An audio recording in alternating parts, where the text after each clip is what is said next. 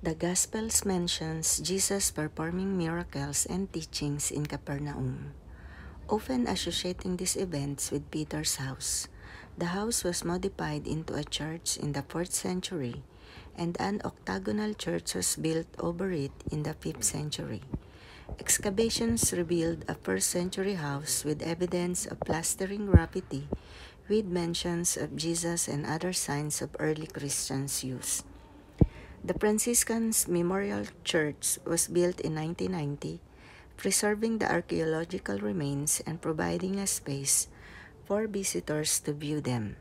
Binanggit ng mga ebanghelyo si Jesus na gumagawa ng mga himala at pagtuturo sa Capernaum, na kadalasang inuugnay ang mga pangyayaring ito sa bahay ni Pedro.